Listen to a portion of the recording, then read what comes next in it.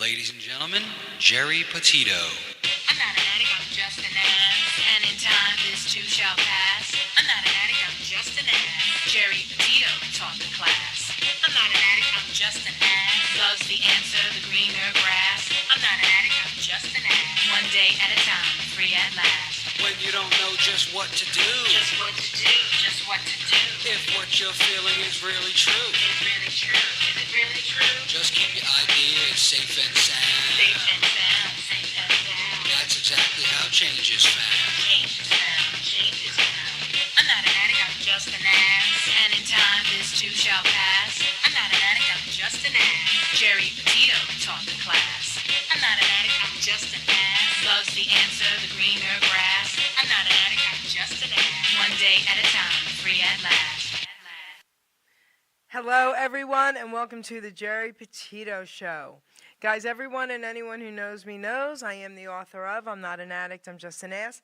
I'd rather be a smartass than a dumbass, guys, because 32 years ago, I was a dumbass. But today, 32 years later, through the grace of God, I can honestly say now, I'm a smartass. And yes, the word ass is in the Bible at least 40 times, and it means donkey, and that's what I was.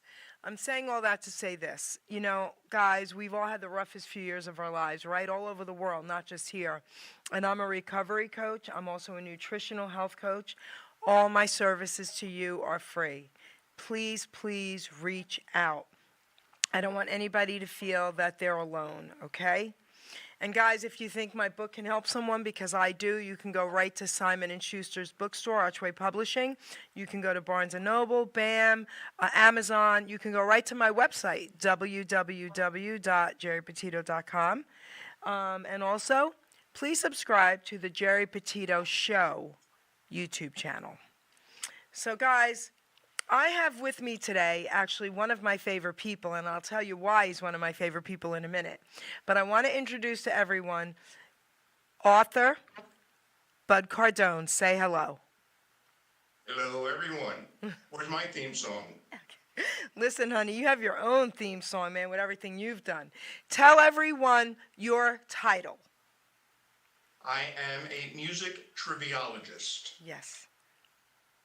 And what I do basically is I research out details from specific points in time in rock and roll music, and I put them into books. How many books have you written?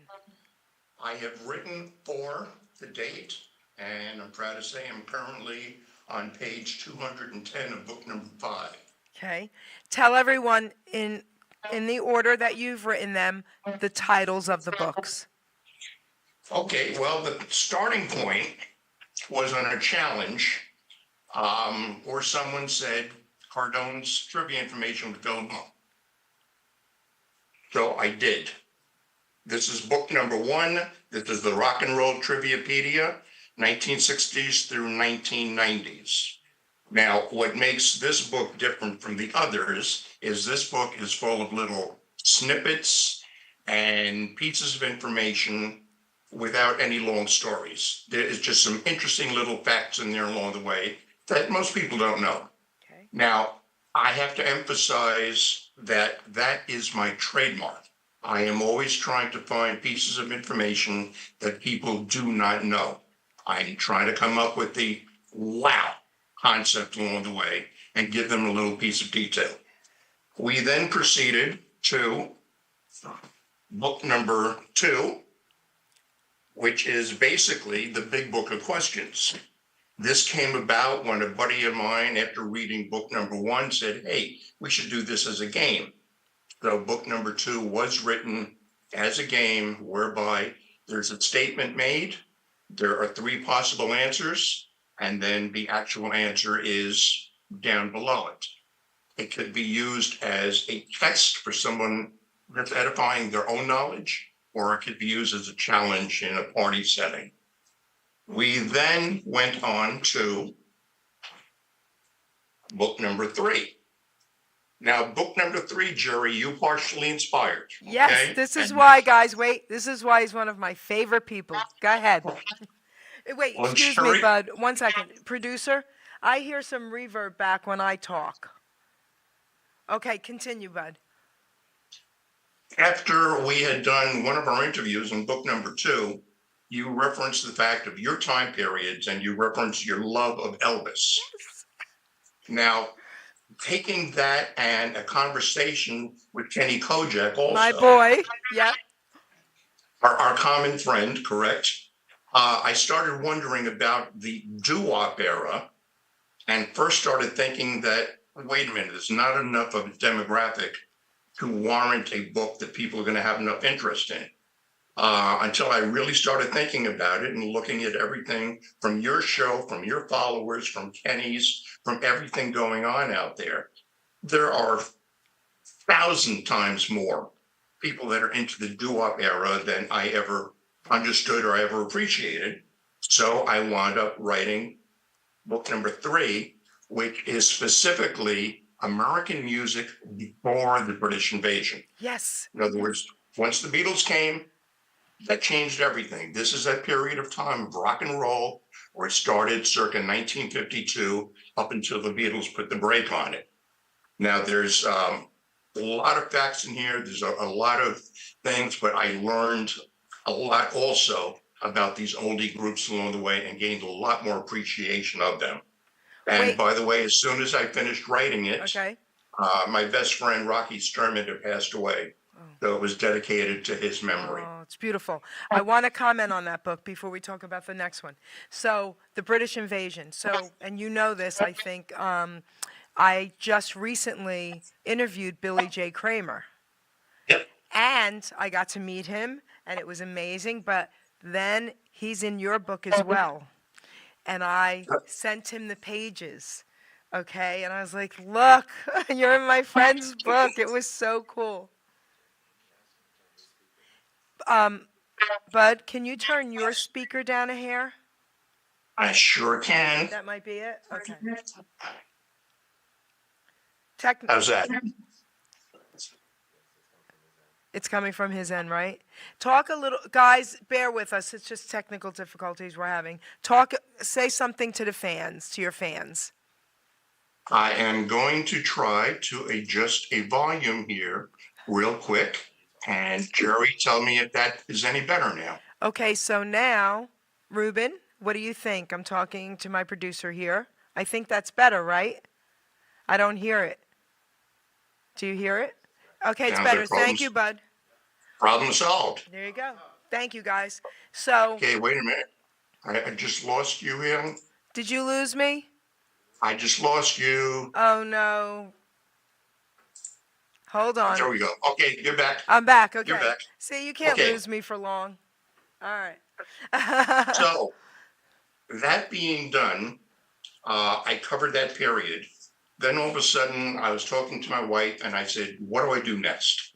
And what I first started thinking of was taking the genres of the British invasion, of Motown, of arena rock, of glam rock, all these different areas, and figured try to concentrate a book on those areas. So I started off basically with the British invasion, that being the specifically British bands that recorded, charted in the United States from the period of 62 through 72.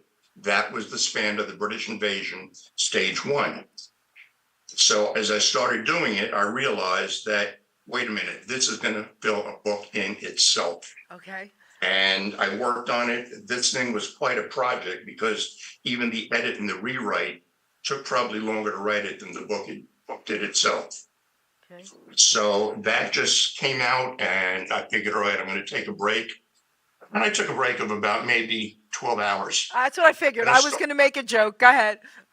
I started on number 5. And just to give you a teaser for it, number 5 is, how do we best say this? Okay.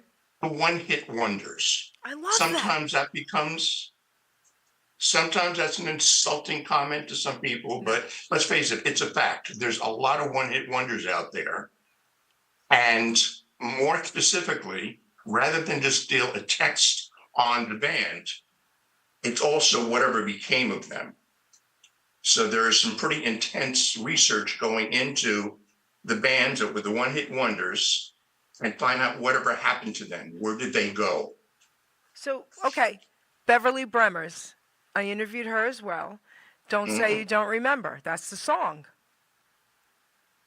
That one doesn't come to mind straight off the top of my Not off head. the, but if you Googled it, you'll be like, heck yeah, I know the song. Everyone knows the song. You will, trust me. Okay. So Beverly Bremers. I could sing it kind of. I don't sing, but all right. Don't say you don't remember. Yes, I Of remember it now. course. See? Don't say you don't remember it, bud. Well, see, at this point in time also, I've been working on the 1960s. So then I go into the 70s, 80s, and yeah. God forbid But the that 90s. came out. That song came out earlier, and it wasn't a hit. And she did it. She did a remake, and then she made it a huge hit. So that's what's cool That's about that. something that amazed me, Jerry, as I'm doing this research.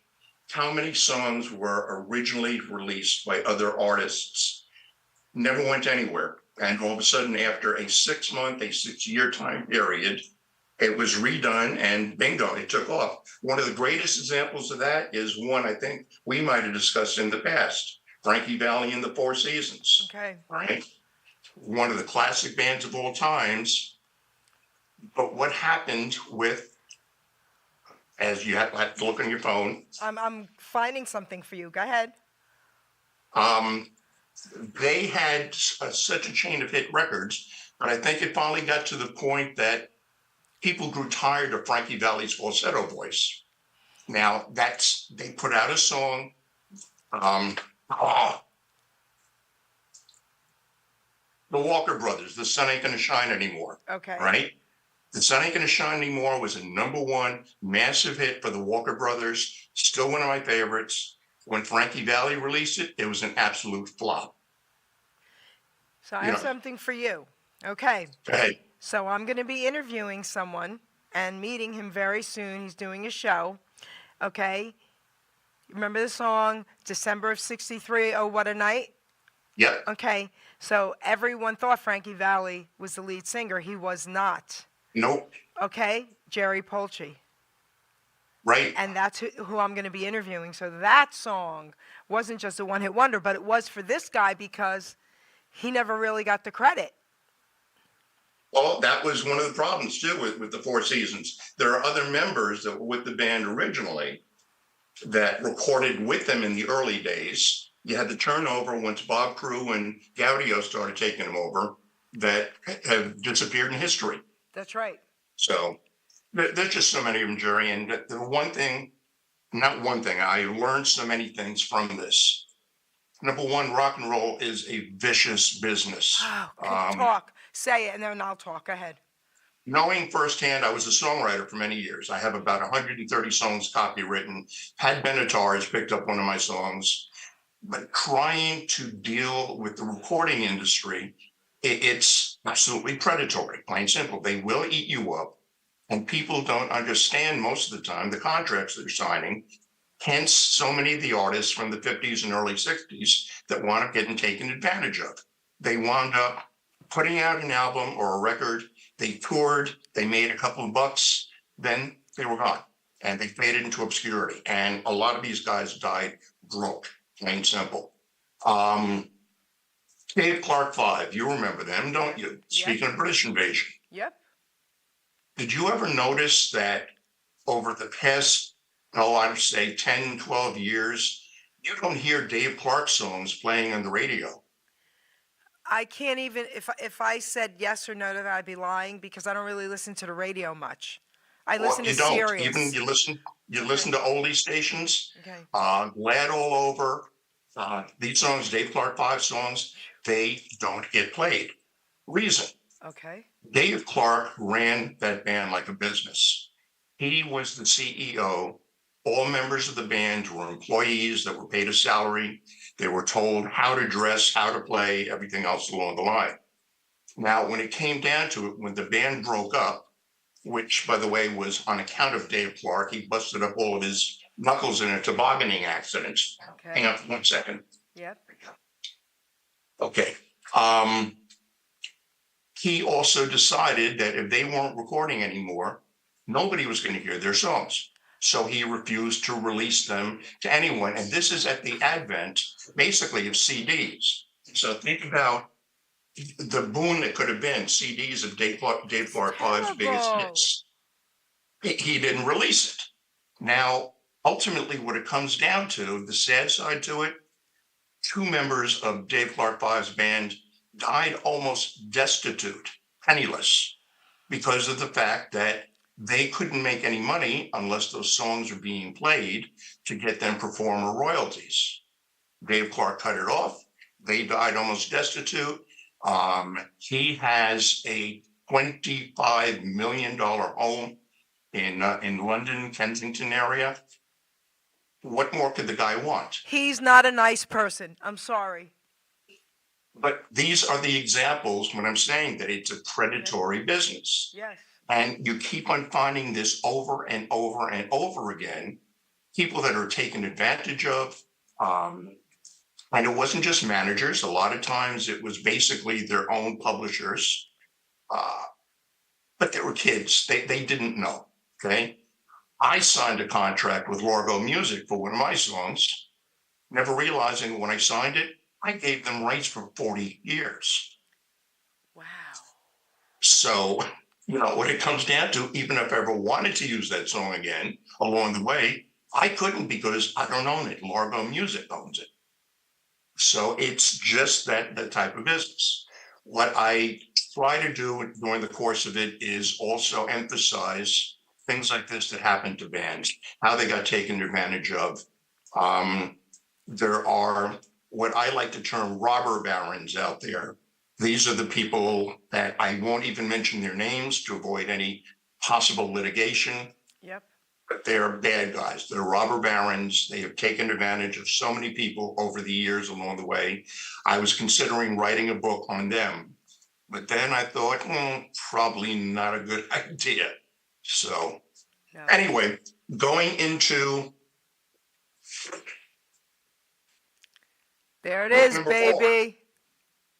one of the things I started doing as a sideline as I was writing it is, like I said, you keep on coming up with these little snippets and facts that are within the paragraphs, but there's nothing there to make them stand out. So I started doing a little list on the side called Do You Know? Let me just give you a couple of examples here. Give me more than a couple. Come on. Remember Wayne Fontana and the Mindbenders, The Game of Love. Wayne Fontana wound up having a very tragic life. He walked off from the band in the middle of a set, went off on his own, and he actually kind of went a little bit loony along the way. And at one point in time, he was visited by some British police officers, they were actually called bailiffs at that point in time, about some unpaid traffic tickets. Okay. He went into an absolute rage and he set the police car on fire. The kick to it, the cop was still in it. Okay. Yeah, you look kind of amazed there. But wait, what happened to the cop? Oh, he was fine. Okay. And he was arrested, but at the same point in time, how loony do you have to be to set a police car on fire with the policeman still in it? Even without the cop in it, but go ahead. One of my absolute favorites, Eric Burdon, The Animals. Oh, The Animals. I was not so much a Beatles fan or Rolling Stones fan, but I love The Animals. I guess the blues were just born into me along the way. Eric Burdon, kind of a pretty good thing going along the way, but unfortunately his wife left him for Jimi Hendrix. That's okay. Wow. Paul McCartney wrote When I'm 64 when he was 14 years old. So wait. I got a comment. Stop. Okay. Right. So Paul McCartney wrote that when he was 14. Did he have guidance from someone in their 60s? Do you know? Well, there are several pages on the Beatles in this book. Obviously, the British trivia. It goes into some great detail about their personalities. Okay. Now, we know a lot of things about the Beatles. There's a lot of things we don't know. There is a Beatles Bible out there that's a multi-volume publication that has everything you want to know about the Beatles. Okay. No, I didn't bother going into that because, like I said, I'm not that much of a Beatles fan. Okay. But the things I did learn in here along the way kind of amazed me. Um, John Lennon, and I'm saying this with respect, Sure. he is viewed as the very peaceful, songwriting, hippie, flower child, nice guy. He was anything but. Okay. He spent a lot of his youth drawing, but his drawings would be these bizarre things of people beheaded, people in wheelchairs falling downstairs. Oh. He would actually go run up to handicapped people and come up right in their face and make fun of them. As an adult? He, well, this is what he was like as a kid, plain simple. He was what they call a teddy boy. A teddy boy was in London in those days, we would call a street punk, okay, like a biker type. But he wasn't a fighter. He just put on that persona to try to be the tough guy along the way. He might have He been was- bullied as well at home. Well, his home life was very strange. As you know, his mother was killed when he was about 10 years old after she had come over to visit him. So he was raised by an aunt, and they try to be very strict on him, but obviously he went the opposite direction as much as possible. Now, if we carry it over to Paul McCartney, McCartney had a little bit more of a pastoral type youth along the way. Okay. He was much more normal. He was good in school. He fell in love with the guitar, basically as part of his love of skiffle music. Okay. The one thing you will notice, Jerry, that just about every single band from the British invasion, their early influence with skiffle music, particularly Lonnie Donegan and the song Rock Island Line. That is such a common factor in just about every one of them. Okay. Paul and John did not get along when it comes down to it. Okay. They established a partnership with Lennon McCartney that was a very good business deal along the way. But then it got down to the point that they were taking shots at each other, particularly John Lennon. Eleanor Rigby, Okay. if you Yes. recall that song. Sure. That is one Beatles song that I totally like. John Lennon, to his dying day, stated that he wrote at least half the song. Yet, if you talk to people like Donovan, and you talk to people like Ringo, and you talk to a lot of other people that were in the studio at that point in time, they will verify the fact that John had nothing to do with that song. Okay. And he would berate Paul for a lot of his musical choices along the way. Remember Peter and Gordon? Please lock me away Oh, and sure. don't allow the days. Yes. Okay, Sure. that was a Paul McCartney song, Okay. and it went to Peter and Gordon because Paul was so embarrassed about it because of what John did to him. He ridiculed him about that opening line, "Please lock me away." So there was a bitterness there. I It love that continued down the song. line. Yeah, I love that song. Yeah, it's a pretty song, and again, in respect, there was a lot of good Beatles music. I just wasn't one of the bigger fans. Yeah. Ringo, very, very sick as a child. He grew up in the Dingle section of Liverpool. The Dingle section is kind of, if you look at a Charles Dickens Okay. story from back in the 1800s, just sooty and polluted and clouded and everything else. He had a lot of childhood illnesses. He spent half of his school years in hospitals, so he never really gained a formal education. He was taught to read and write by a friend and a neighbor, and he learned to play the drums, basically as therapy, while he was recuperating from tuberculosis. Wow. He was also nicknamed Lazarus by his friends because of the amount of time that he almost died and came back to life. And Ringo was a major country and Western fan who had actually gone to the American embassy and applied for a visa to come to the United States. He wanted to move to Texas and become a country and Western star. He was my favorite Beatles, Ringo. I would say he was mine also. And Yes. what's incredible, he was the lesser of the four in public opinion, so to speak. Yep. All right. He is probably the most successful now when you take a look at it and longevity over time as to his own recordings, his own release, and everything that he has done. George Harrison, if there was one, he was my favorite because of his songwriting style. Harrison was brought into the band by Paul McCartney, Okay. but John Lennon did not want him in the band because he was too young. He was actually slightly less than 2 years younger than John Lennon. And when it came down to acceptance, George finally blew them away with his guitar abilities. He stayed to the sidelines. He saw the battles going on between Paul and John, stayed out of it, plain and simple, and just did his own thing. Sad death with his cancer. And as a matter of fact, one of the most touching things on it was he was in his deathbed and Ringo came to visit him. And Ringo said that he had to leave because he had an appointment, a medical appointment for one of his children. And George looks at him, he says, "Do you need me to go with you?" Oh. And that was kind of the day Oh. before George finally passed away. So the Beatles' legacy is always going to be there. They changed American music. There's no two ways about it. They are the ones that opened the doors Right. for everything else that happened for 10 years after that. And this book is celebrating the bands that came through in those next 10 years.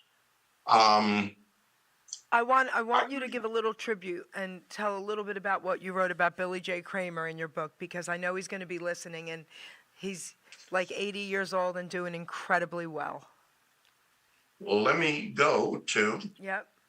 Geri and the Pacemakers. Billy J. Kramer and the Dakotas. This is for you, baby. All right, number one, as we know, Billy J. Kramer's real name was not Billy J. Kramer. Yep. He was born William Howard Ashton in the Merseyside section of Liverpool. He was the youngest of 7 children.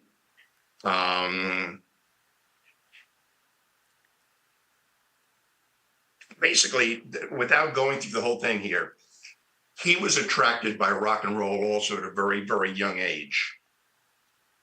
He wanted to record professionally, but as a solo artist.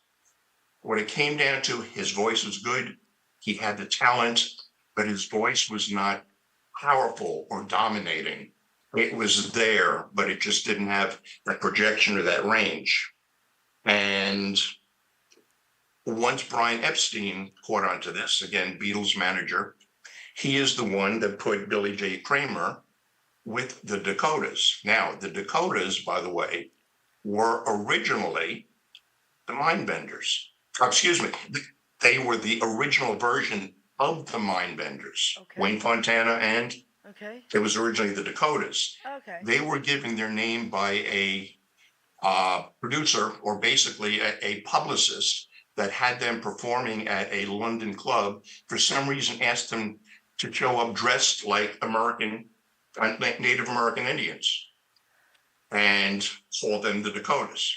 Anyway, Epstein saw the ability of Kramer. He saw the ability of the Dakotas, who, by the way, were lacking a vocalist because Wayne Fontana had left. So he put the two of them together. But here's the thing to it. If you ever notice, you will see Billy J. Kramer with the Dakotas in their earlier publications. Okay. Billy J. signed a contract. The Dakotas signed a contract. They were never actually part of the same contract or the same band. They were technically 2 different entities. Oh. So when they were performing, they were Billy J. Kramer with the Dakotas. There's a lot of stuff in here on them. Interesting. Very interesting. But this is the point of the book, and anyone that grew up during that time period, it's a good read. It's an easy read. It's not going into mindless information that nobody wants. It's the valid stuff. It is telling things about the members of the band, what happened during transitional periods, anything that was of importance to the band, and more than anything else, what happened to them later on. Okay? You've already answered the question. Billy J is alive and well Yes. and 81 years old, still kicking. I'm sure that he's still performing, as are Yes, he most is. of the stars in here that survived the years. There are some that kind of just blow me away as to what they became, what they did. But life is life, where it comes down to. Now, here's a couple of little tidbits. Do you remember Cilla Black? You're My World. Yes. Yes. Okay, go ahead. Yeah, Cilla Black also did another song that did not chart in the United States. But where are you? There it is. She actually recorded the first version of a Phil Spector song that you might have heard of sometime during the years. A song called You've Lost That Loving Feeling. Oh, come on. Everyone's Originally heard recorded by Cilla Black. Everyone's heard that song. Okay. Do you remember Whiter Shade of Pale by Procol Yes, Harum? of course. Otis Redding had wanted to do that song originally. That would have been cool. Now, there's an interesting band also. Procol Harum. Number one, their name came from a cat. I don't know if you're aware of that. No. They were named after a cat. They were, more than anything else, two guys that were songwriters. And what wound up happening is no one would buy their music. So they decided to form a band and perform their music instead. And they put together Procol Harum from a rather special group of musicians around there. These weren't just your rock and rollers. These were real professionals, and they were very adept in classical style along the way. They were at a party, and someone heard the comment made that she's a whiter shade of pale. Okay. The idea came, hey, there's an idea for a song. It's a great song. They by wrote the way. song. Great song. They couldn't find anybody to record it, so they went ahead and recorded it themselves. And it is, to this day, the most copied song of all times. I didn't know that, but I Any know song. it's incredible. Yes. The song came to light again about 10 years ago. I don't know if you're aware, No. but there was a lawsuit. There is a organ solo in the song Okay. that if you think about it, you hear it, then it'll come back to you. Apparently, the keyboard player for the band, who was technically an employee, not a member of the band, he came up with that little piece, that segue, but he's never given songwriting credit. Okay. So in 2010, I believe, he sued him. After all this time, he sued him. The thing dragged through courts for 5, 6, 7 years along the way. But the British High Court went with him in saying that, yes, he is a contributing songwriter to the song, and he had to be paid 40% of all the song's royalties to that point. Good for him. Good for him. Yes. So,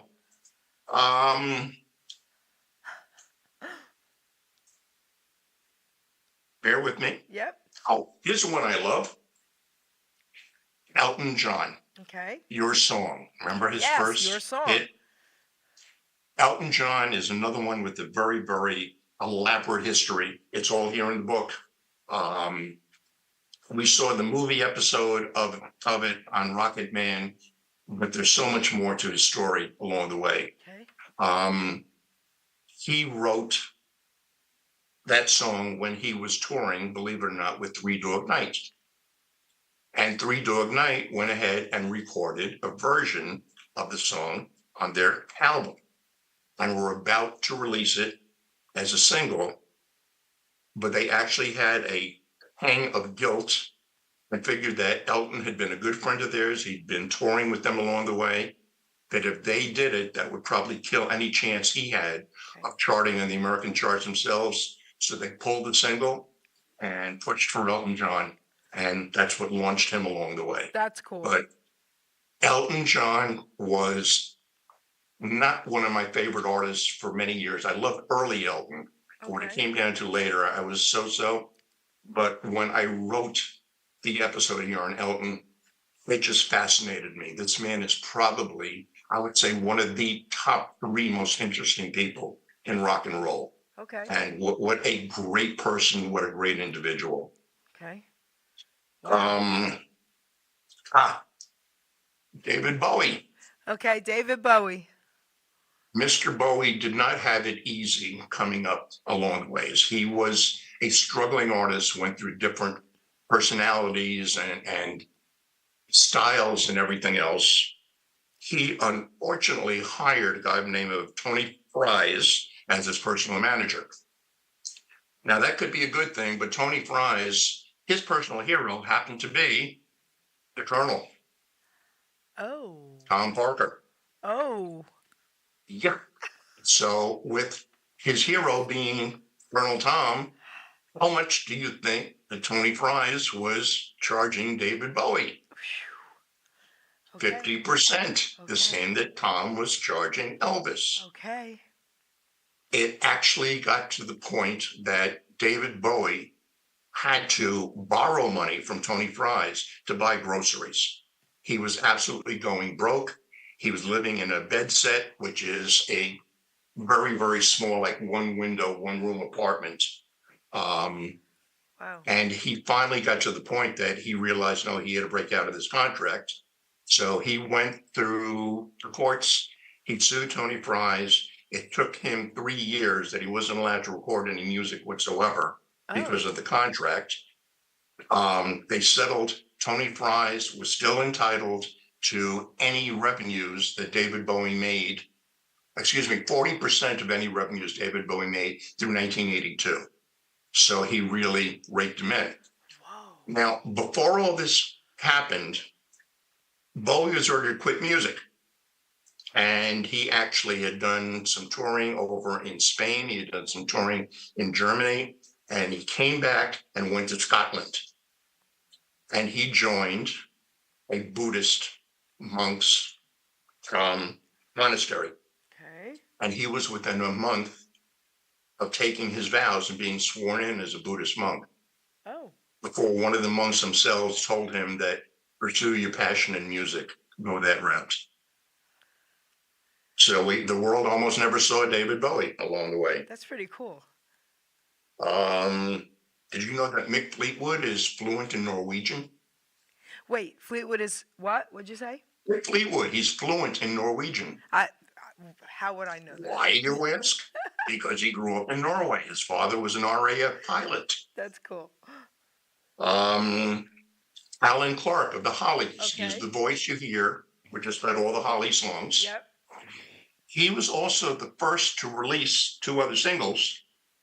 One was called Born to Run, Born to Run. and the other was called Blinded by the Light. So he released them, He released the first versions of them. but they Alan weren't Clark, okay. But they weren't really famous. Springsteen wasn't Right. famous at that point in time, but Alan Clark was a fan Yeah. of Springsteen. He had been following his music, Okay. liked his style, so he figured he'll release a couple of these songs along the way. And they never made it. Okay. Springfield's did along the way. Yeah. Springsteen, excuse me, guys. Springfield. Yes, of course. God forbid I get the boss's name wrong. Springsteen. Very cool. Now, himself, Alan Clark, he was a factor too within the Hollies that a lot of people didn't know. He wanted desperately to be a solo artist. And he kept on doing things along the way like, Long Cool Woman in a Black Dress. Remember that song? But it's only him. You never hear anything else. You only hear him. Why? Because he had intended to release that song as a solo. Alan Clark, Hollies caught wind of it. He was under contract to the Hollies. So they threatened him at that point in time. You either release this as the Hollies or you're fired. Plain and simple. So he retired from music finally in the mid-1990s. His voice gave out and he is doing fine living in the UK. So Rod Stewart. Oh, let's hear. Come on. Well, we know Rod Stewart. Just about any band you look at with the British invasion, you're going to find Rod Stewart's name in there somehow. He was involved with somehow, somewhere along the way. But we almost never knew Rod Stewart as Rod Stewart. He was originally considered to be lead vocalist for, ready for this? Okay. The Kinks. Rod Stewart? Yeah. But wait, why should I know that?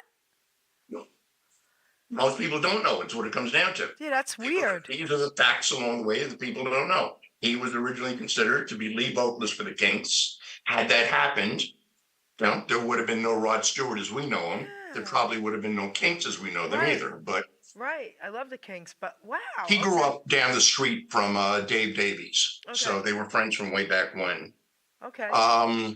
Phil Collins, Okay, let's hear it. Genesis. Okay. Okay. Genesis Follow you, technically follow me, was- baby. Follow you, follow me. Go ahead. Exactly. Genesis, most people consider to be the 80s group, which would have been past the second wave, the British invasion. Genesis were around at the very end of the first wave with Peter Gabriel and company like that along the way.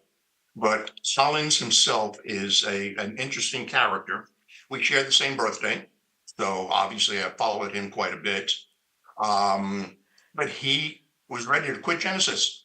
But wait, You I wanted was to walk? listening to I was listening to Genesis in the 70s in high school. Yeah, the Peter Gabriel days, Yeah, the I Land had Lays down to- on Broadway. I had to draw 3 black and whites to get into art school, School of Visual Arts in New York, and one of them was Genesis cover.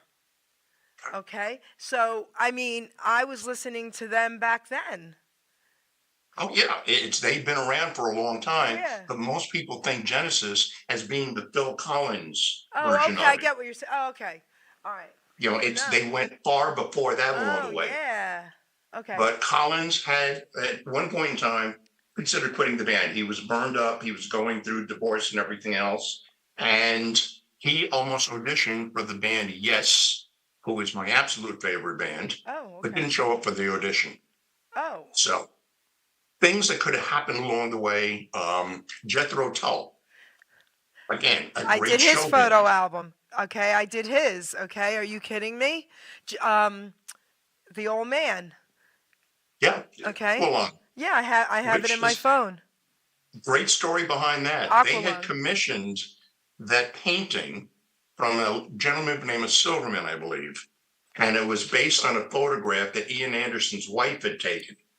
So the painting turned around into what looked like Ian Anderson then, Okay. dressed as the old haggard man, and that became Aqualung. And you have sent me a picture of Oh, I that did. you had drawn. I'm gonna And have that was fantastic. producer. Can you come out here for 1 second, please? One of you.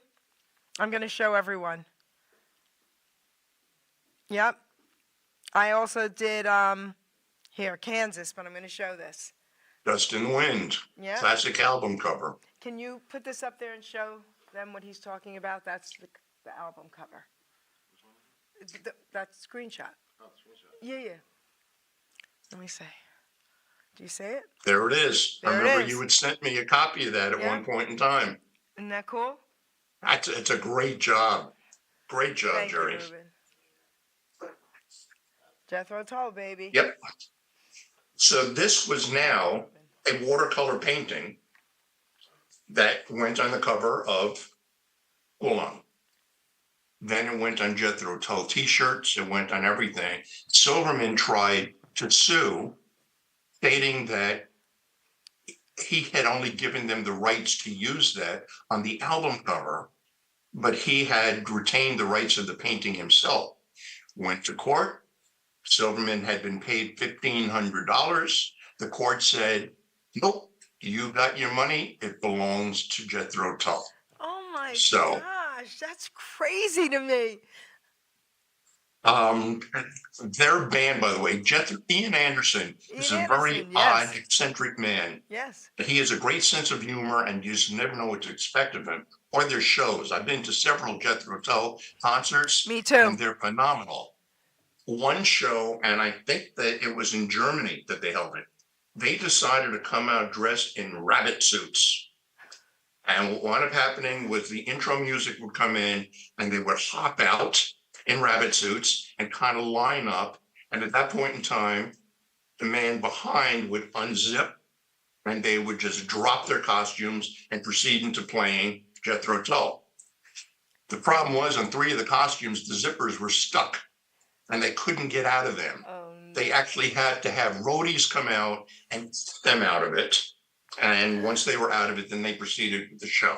But needless to say, that was never repeated again. Well, Jethro Tull, those concerts, I got to say, I was at several. They were, other than Elvis and oldies and do-up, all that, because I know I always say I was born too late, because I was born in 61, but I'm an Elvis, oldies, and do-up girl. But you can't take the rock and roll out of me. And I'll tell you what, those concerts, Jethro Tull concerts, to me were probably my favorite. Phenomenal. Because of everything they did on the stage. They would come Like flying. always the beach balloon. Yeah, they would come The beach flying balloon was off always of, going. of things, and it was just amazing. But anyway, give us 2 more tidbits of whoever. Remember the Searchers? Okay, sure. The Searchers only had, I think they were a one-hit wonder, actually, when it comes down to, but they were part of the British invasion. Okay. When they broke up, the drummer Alan Clark, Okay. not Alan Clark, Chris Alan. Clark, Okay. decided he was going to try to form another band. Okay. So he formed a band that was called Circus. Okay. And the point of this band was it would be like a rotating band that members would come off and others would come on, and just this very, very weird stage presence along the way. Okay. Anyway, he tried it. It didn't work technically, but it did evolve into another band. Okay. Deep Purple. I love Deep Purple. Come on. Deep Purple came out of the Searchers. You know, so that's another point, the links to bands along the way. I didn't know that either. Okay. Spencer Davis, I'm a Man. Great song. Bo Diddley style along the way. Stevie Wonder's powerful voice coming up along the way. Great song. I still love it. Still sounds great. Would you believe it was based on a Mel Torme song? No, not Mel Torme, no. Yeah. It was based on Mel Torme, who's that easy jazz, Yes. Love him. jazz singer. It was a song called, I can't remember the name of it now, but it Yeah, was wow, basically Mel from Torme, Mel yeah. Torme song. And to bring up our last one here,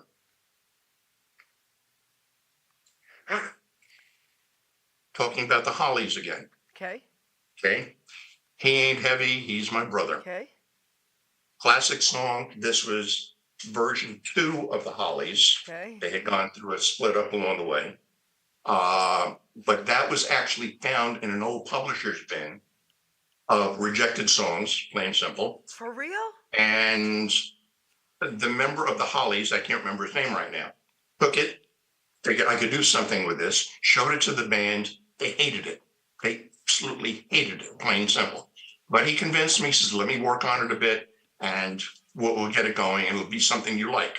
So he brought in a keyboard player, a pianist, and started working on the accompaniment for it. And the whole melody started filling in together. And it became what you're used to hearing now. Amazing. He Ain't Heavy, He's My Brother. It's amazing. The pianist was a kid by the name of Reginald Dwight, I don't otherwise known as Elton John. He was paid 25 pounds sterling for that know. job. Okay. This is crazy. So this, my dear, is the best example I can give of a book. It's fun.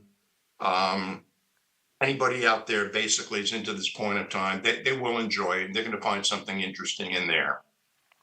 Giving a plug for book number 5, it's turning out to be even more fun because learning now what happened to these people, the one-hit wonders after the years, it's fascinating. A lot of them have died, obviously, particularly the bands from the 60s, but from the 70s on, they're still out there and they're still doing something along the way. Rock and roll never dies, Jerry. So, all right. I want to say something to you about rock and roll. And, you know, I interview a lot of incredible artists from back in the day, legends, Larry Chance, right? Mel Carter. I mean, But I've interviewed a ton of young up and coming artists as young as 9 and 10 years old, 13, 14, that are incredible. Do you know, every one of them say to me, because I ask them, what did you think of Elvis or rock and roll? And they all say if it wasn't for the oldies and rock and roll, they wouldn't be doing what they're doing. So rock and roll will never die.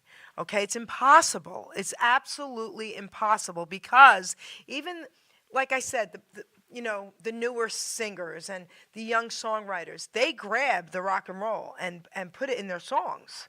Okay, it's almost impossible not to. But Bud, what you've done with these books is off the charts.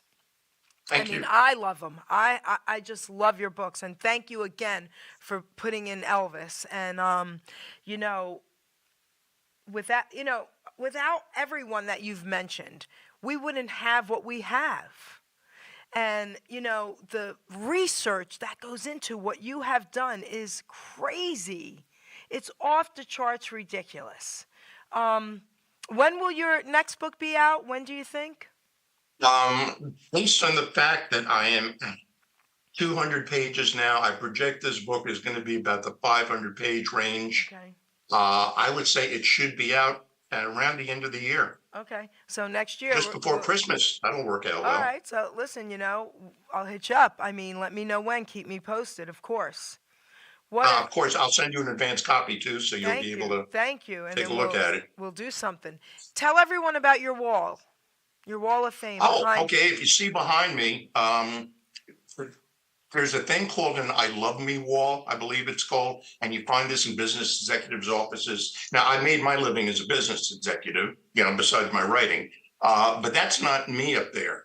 Up there, you have, let's see, autographed pictures of Kenny Loggins, of Journey, of Joe Walsh, of Cat Stevens, of Stephen Stills, Buffalo Springfield, Steppenwolf, ZZ Top. The ones that are directly behind me, if you could see center, they're there for a reason. And if I could just fill in a quick story here. Yes. My younger brother, John, who Yep. you've met. Yep, I love John. John and I both grew up basically in progressive rock, plain simple.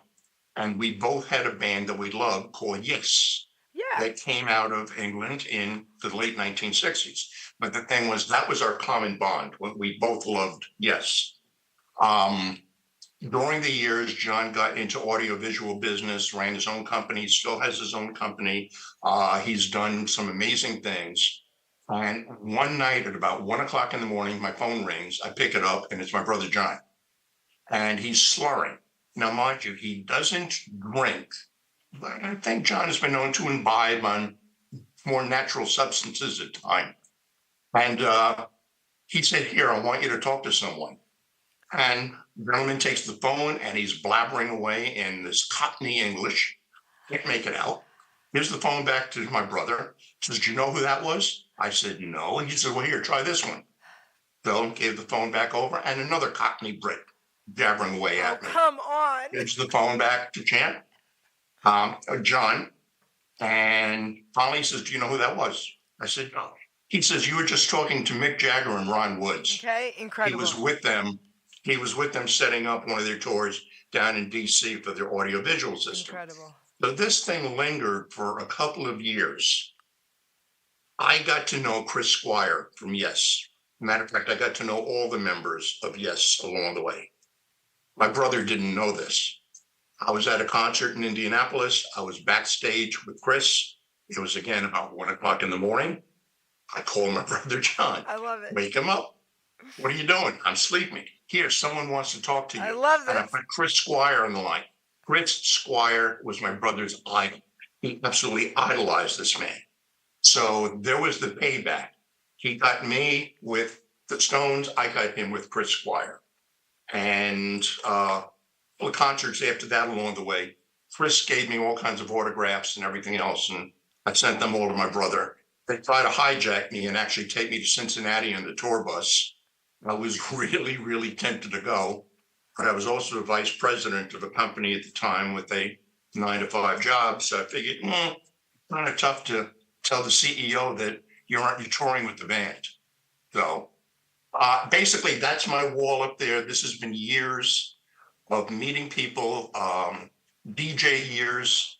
You know, you just meet people. I'm looking at Aaron Neville here, Oh, come who on. offered me, Aaron Neville offered me a job as his head songwriter one time, face to face. And what did you And do? I turned it down. Why? Come on, I have to hear. Jerry, at that point in time, I was already married. I had 3 daughters that were like in their teens or preteens. Aaron Neville. I was on a Come sabbatical. And on. you know what? It was one of these things that DJing wasn't a real job to me. It was fun. Songwriting was something I loved. But then all of a sudden, thinking about doing it for a living, All right. no, you know the old saying All right. about that. So I thanked him politely, but declined along the way. I But would have at least love his said, voice. why didn't you just say, I'll just write a couple for you? He had a couple of my songs already. Okay. That's how it came about. All right. And he had an interest in like about 2 or 3 of All them. right. So we kind of left it at that point that All you're right. suggesting along the way. But I never heard anything from him All again right. after that. All right. So Love him. Love him. That, now, he's got a unique voice, let me tell you. That's like, absolutely. that voice is so different. The timbre to Yes. the voice, it kind of, I'm doing it right now. I'm getting goosebumps. Yeah, It's- me too. That voice, I could hear it, and that voice is so different. Like, to me, all right, of course, Elvis, the greatest singer in the world to me, right? But Aaron Neville's voice is so weirdly incredible. Right? Absolutely. He came out not long after that with I Don't Know Much, the duet with Linda Ronstadt. And the one thing I regretted is I could have written that song. Okay? He like That bounces. was His right in the voice like style that I was writing bounces then. when he sings with it. Just like in here, deep down in here. You know what I mean? Well, you live and you learn. Yeah, And amazing. back on the subject of rock and roll, Jerry, remember Little Richard told us God gave us music, man gave us rock and roll. Okay.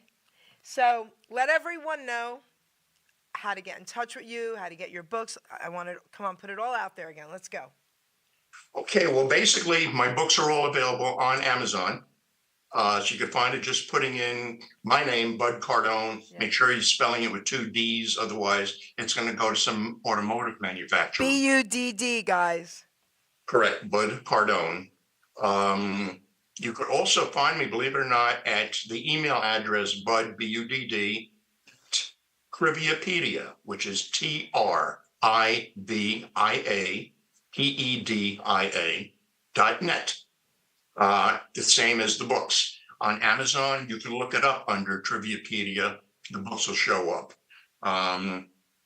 They're not for everybody, Jerry. When it comes down to people that just really aren't, that they're just casual fans of, oh yeah, I remember that song, or yeah, I used to listen to music for background. No, this is for people that really enjoy trivia and people that grew up with these bands as part of their lives. It's sharing information about a friend that they grew up with. That's the way that I like to look at it. And that's what I enjoy doing. I just enjoy sharing it. It's amazing. And I'll keep on writing as long as the good Lord allows me to. And my hand doesn't give out anymore from carpal tunnel. And basically, that's it. I love what I'm doing. And I love spending time with you. And thank you so much for allowing me the opportunity. I want to thank you. What are you kidding me? You honor me every time we have an interview because I'm one of those people. Again, I was born too late, okay, but I love that music and I love hearing everything about all these musicians and the songs and the one-hit wonders and the bands and what you've done for me. I mean, when I read your books, I'm like, how is this even possible? You know, as someone who just loves the music, this is what we think. Oh, it's amazing. They must have all loved each other. Oh, they must have made so much money. Oh, this is so cool. The more I've learned over the years doing these interviews, I'm like just blown away by the information. So guys, even if you think these books aren't for you, trust me, they are. Okay, because it's the information in these books isn't just for, you know, crazy music lovers and, you know, the information in this book will open your eyes and make you go, what? Because that's what it did for me too. All right, so check out these books. Buy one. Okay, just buy one, and then you're going to love it, and then you're going to want more. Trust me. So tell all your friends about it, okay? Bud, again, what an honor having you back. I cannot wait for your next book. I'm not even going to say last, your 5th book. I cannot wait. Give a shout out to your brother, John. Hey, love you, guy. It's just another amazing interview with you, okay? I always look forward to this. This is so cool, okay? Same here, Jerry. Thank you so much. Thank you, thank you. Let me give you Go ahead. one snippet from book number 5. Yes, go ahead. Okay? To show the mind-blowing stuff. Okay. Remember Ocean? Put your hand in the hand of the man who stilled the water. Yeah. Hey, everybody said they were a Canadian gospel band. They were not a gospel band. They were a heavy rock and psychedelic band that wound up having to record a song that happened to have religious connotations. Anyway, the point being to it, the original members of the band, the bass guitarist, Jeffrey Jones, he later on joined another band, but was thrown out because he wanted to attend a party rather than a session. The other band that he was part of was Rush, the Canadian band. Come on. And when he didn't show up, who do they have fill in for him? Another lad that hung around by the name of Geddy Lee. Come on. That's so cool. Okay. That's what I do. I just love this. Thank you for doing what you do, man. All right, Bud, I love it. More than happy. I have so much fun with you. I'm just like in awe every time I interview you. Love you, Jerry. Tell me more. I love you too, Bud. Producer, take us out. Wow. Ladies and gentlemen, Geri Petito. I'm not an addict, I'm just an ass. And in time this too shall pass. I'm not an addict, I'm just an ass. Geri Petito taught the class. I'm not an addict, I'm just an ass. Loves the answer, the greener grass. I'm not an addict, I'm just an ass. One day at a time, free at last. When you don't know just what to do. Just what to do, just what to do. If what you're feeling is really true. Is really true, is it really true? Just keep your ideas safe and sound. Safe and sound, safe and sound. That's exactly how change is found. Change is found, change is found. I'm not an addict, I'm just an ass. And in time this too shall pass. I'm not an addict, I'm just an ass. Geri Petito taught the class. I'm not an addict, I'm just an ass. Loves the answer, the greener grass. I'm not an addict, I'm just an ass. One day at a time, free at last.